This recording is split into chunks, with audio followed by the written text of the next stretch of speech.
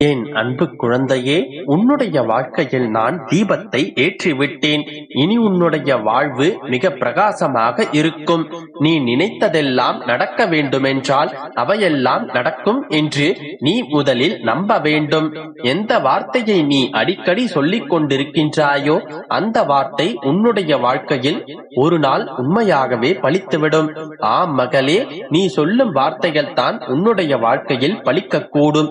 எனவே நம்பிக்கையோடு நேர்மறையான வார்த்தைகளையே சொல்லிக் கொண்டிரு. அது ஒரு நாள் உன்னுடைய வாழ்க்கையில் நிஜமாக நடக்கும். உன்னுடைய நேர்மையான உழைப்பிற்கும் செயல்களுக்குமான பலன்கள் என்றுமே வீணாகாது.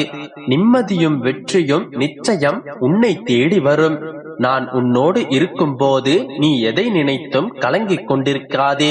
உன்னை சுற்றி இருப்பவர்கள் திடீரென்று தாழ்ந்து போகும் போதும் வீழும் போதும் அழும்போதும் அது அவர்களின் கர்ம வினையால் வந்தது என்பதை உணர்ந்து அமைதியாக இரு. எதை பார்த்தும் நீ பயப்படாதே. நான் எதுவரை உன்னுடைய அசைக்க முடியாத நம்பிக்கையாக இருக்கிறேனோ அதுவரை உனக்கு எந்த தீங்கும் வராது. உனது கரங்கள் கால்கள் திடப்படுத்தப்படும். நீ என்னுடைய அரவணைப்பில் பாதுகாப்பாக இருக்கின்றாய். நான் உன்னுடைய அரணாக இருக்கின்றேன். எனவே எந்த சூழ்நிலையிலும் எதை பார்த்தும் கலங்காதே. தூக்கி எறிந்து விட்டார்களே என்று கலங்காதே செல்லமே. அவர்களுக்கு தெரியாது என்னுடைய பிள்ளையை கை தூக்கிவிட உன்னுடைய அப்பா நான் இருக்கிறேன் என்று. ஆனால் உனக்கு தெரியுமல்லவா, நான் உன்னோடே இருக்கின்றேன். எந்த சூழ்நிலையிலும் உன்னை நான் கைவிட மாட்டேன் என்பது உனக்கு தெரியுமல்லவா. எதற்காக கவலைப்படுகின்றாய்? வாழ்க்கையில் எல்லோருக்கும் எல்லா விஷயங்களிலும் தடங்கல்களும் தடைகளும் ஏதோ ஒரு வடிவில் வரத்தான் செய்யும். அதை தாண்டி வருவதுதான் உன்னுடைய மனதைரியம். உன்னால் எதுவும் முடியும். உன்னால் முடியாது என்று நீ நினைத்த அனைத்து விஷயங்களையும் நீயே செய்து முடிக்கப் போகின்றாய். அதற்கான காலத்தையும் நீ தொட்டு விட்டாய். உன்னுடைய லட்சியம் இனி வெற்றியை நோக்கி செல்லும் அம்பு போன்றது. அம்பு ஒருபோதும் திசை மாறி செல்லாதல்லவா. அதை போலத்தான் உன்னுடைய லட்சியமும். நீ அதை நிச்சயமாக அடைவாய். நீ எதை நோக்கி முயற்சிகளை செய்து கொண்டிருக்கின்றாயோ அதையே நீ வென்றும் விடுவாய். அதற்கு துணை புரிவதற்காகவே நான் இங்கு ஒருவன் இருக்கின்றேன்.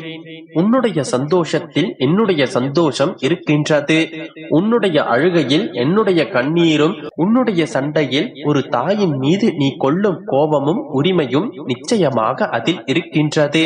அடம் பிடிக்கும் போது நல்லது எது கெட்டது எது என்று புரிய வைக்க வேண்டும். உன்னுடைய கோபத்தில் உன்னை அமைதியாக்கி உன்னை நல்வழிப்படுத்த வேண்டும் என்கின்ற பொறுப்பும் ஒரு தகப்பனாக எனக்கு இருக்கின்றது. அதைத்தான் உனக்கு நான் செய்து கொண்டும் இருக்கின்றேன். ஆனாலுமே நீ என் மீது நம்பிக்கை இல்லாமல் அழுது கொண்டும் புலம்பிக் கொண்டும் இருக்கும் போது எனக்கு உன்மேல் சிறு கோபம் இருக்கத்தானே செய்யும். ஆனால் இதற்கு மேல் உன்மேல் நான் கோபப்பட மாட்டேன். அதை தாண்டி கோபம் இருந்தால் நிச்சயமாக அது உன்னை மாற்றவே நல்வழியில் மாற்றி காட்டுவேன். இதோ இப்பொழுது உன்னை தேடி உன்னுடைய இல்லத்திற்கு வந்துவிட்டேன். உன்னுடைய வாசலிலேயே காத்துக்கொண்டும் இருக்கின்றேன். உன்னுடைய வாழ்க்கை பாதையை மிக அழகாக சீரமைத்து உன்னை கைப்பிடித்து அன்போடு அழைத்து செல்ல உன்னுடைய அப்பா நான் வந்திருக்கின்றேன். உன்னை விட்டு நான் எங்கு செல்வேன்? என் பிள்ளையை விட்டு நான் எப்படி நகர்வேன்? இதோ இப்பொழுது உன்னை தேடி வந்திருக்கிறேனே. இனி ஒவ்வொரு நொடியும் உன்னுடைய காலம் முழுவதும் நான் உன்னோடே இருக்கப் போகின்றேன். நீ என் மேல் கொண்ட அன்பிற்கும் பக்திக்கும் பரிசாக நான் என்னுடைய துணையை உனக்கு நிரந்தரமாக்கப் போகின்றேன். நீ என்னிடம் வேண்டி நின்றது எல்லாம் யார் தயவும் இன்றி நீயே அடைந்து கொள்ளும் அளவிற்கு உன்னை நான் உருமாற்றப் போகின்றேன். உன்னை நான் செதுக்கப் போகின்றேன். இனி நீ எதை விரும்பினாலும் அதை நீயே பெற்றுக்கொள்ளும் அளவிற்கு உன்னை நான் உருவாக்கப் போகின்றேன். ஏனென்றால் சர்வ சக்தி வாய்ந்த இந்த பெருமாளின் அன்பு பிள்ளை நீ. உன்னாலும் எல்லாம் செய்ய முடியும் தங்கமே. உன்னால் செய்ய முடியாத விஷயங்கள் என்று இங்கு எதுவும் இல்லை. இதோ இன்று நீயும் நானும் கைகோர்த்து விட்டோம். இனி இந்த கைகளுக்கு வெற்றி மட்டுமே கிட்டும். நம்பிக்கையோடு இரு. அனைத்தும் நல்லதாகவே நடக்கும். என் அன்பு குழந்தையே, இன்று நீ என்னோடு பேசினாய் அல்லவா? என்னோடு உன்னுடைய பல விஷயங்களை மனம் விட்டு பரிமாறிக்கொண்டாய் அல்லவா? நீ என்னோடு பேசும் பொழுது நான் ஒன்றை கவனித்தேன். நீ பேசும்போது பிரச்சனை என்கின்ற வார்த்தையை அதிகம் பயன்படுத்தினாய். பிரச்சனை என்றால் என்ன என்று உனக்கு தெரியுமா?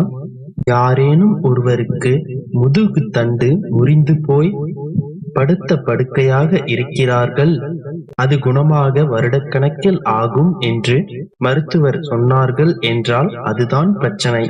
யாரேனும் வீடு எரிந்து போய் எல்லாவற்றையும் இழந்து நடுத்தெருவில் நின்றால் அது பிரச்சனை.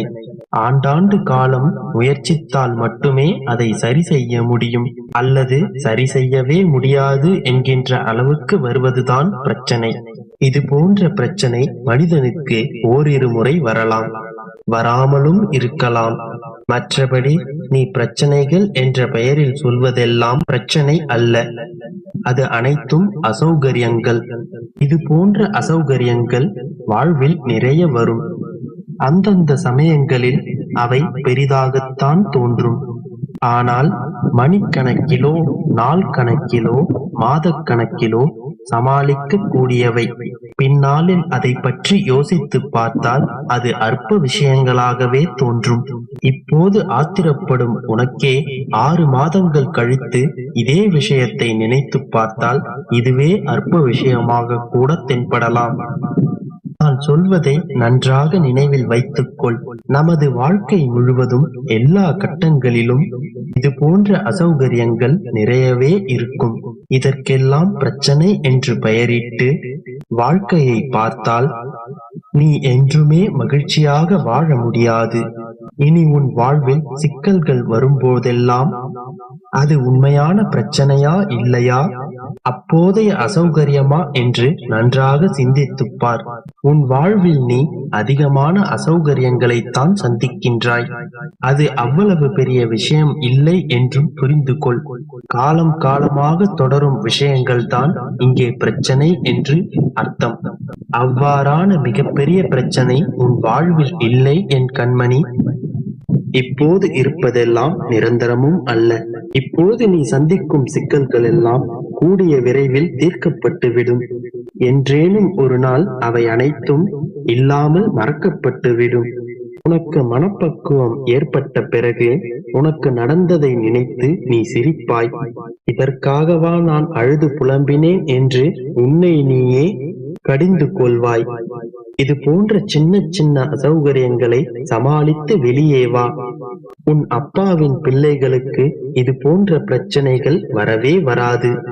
இன்று முதல், இந்த கணம் முதல் நன்றாக புரிந்து கொள். என்றும் உன் அப்பா உன்னுடனே